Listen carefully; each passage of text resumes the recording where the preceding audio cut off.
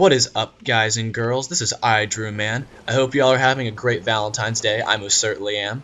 And in this episode, we will be taking out the Taurus demon. For those who are having trouble with him, he is a fairly challenging second boss. I most definitely had trouble with him, and he's pretty tricky unless you have some tactics to get around him. So, first thing you want to do is climb up this ladder and take out these archers. If you don't, they will be shooting at you through the entire boss fight. It is very frustrating. So first off, just make sure to kill these guys off real quick. They're not too challenging, so just make sure to get them out of the way so you can not be bothered through the boss fight. So, taking a swig of Estus and headed up to fight the Taurus demon. Alright, I would say about 3/5 of the way down the bridge, the Taurus demon will jump down from the watchtower at you. Because every bridge in Dark Souls is safe. It's obvious, every single one is safe. And so, just make sure, this is the tactic I would recommend for new players. Make sure to climb up this ladder, wait for him to start looking up at you, like that. I recommend you two-hand your weapon and do a plunging attack. It'll actually do more damage. I just wasn't thinking at that moment. And right here, I kind of got trapped. He takes out a good bit of stamina, but he shouldn't be able to break your lock unless if you have full endurance. Right there, I was trying to get him to jump down at me so I could roll underneath him, but I kind of failed.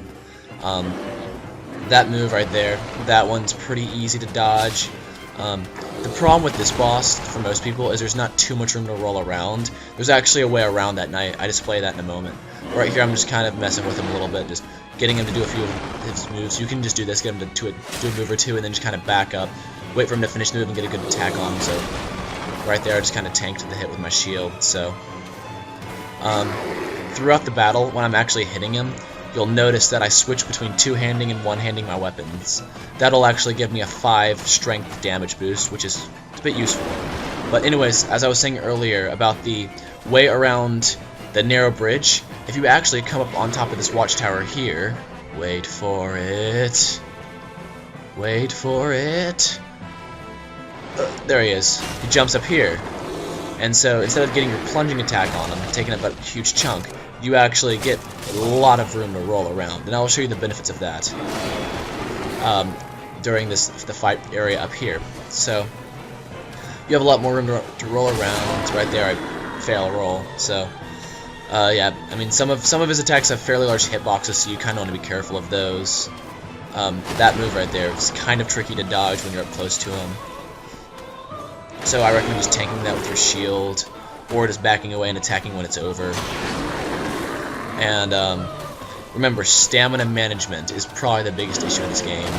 So I was just kind of being stupid right here. You can actually get him to jump off that hole behind him, that little hole in the watchtower. You can get him to jump off that, and there's also a spot in the bridge, a whole part in the bridge where you can get him to jump off if you would get him to do that move he just did, where he jumps at you. If you get him to do that move, he can actually jump off the edge. And so, I've actually done that before on accident, so it's kind of interesting, but it's fairly hard to get him to do it. So, if you notice when he's doing those moves, I'm kind of backing up, letting him go berserk, and then going up and getting a hit on him with 2 hands so I get a good damage bonus. Right here, I'm getting close to killing him. I also staggered him a moment ago, if you noticed. When you stagger him, you can get another hit or 2 off of him. But I would recommend, in this fight, don't be greedy for hits. And right here, I was just kind of messing around, you know, just punching him, seeing if I could kill him like that, but his life wasn't low enough, so I decided to finish him off. Just finishing him off right here. If you're having trouble with this boss, what I would recommend is taking off a little bit of your armor so you can get fast rolls and more invincibility frames.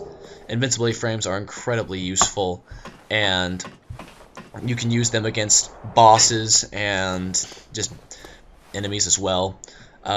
So right here to the left, if you notice, there's like a hole in the wall of the bridge. You can get the Taurus demon to actually jump off that wall, and he'll die that way.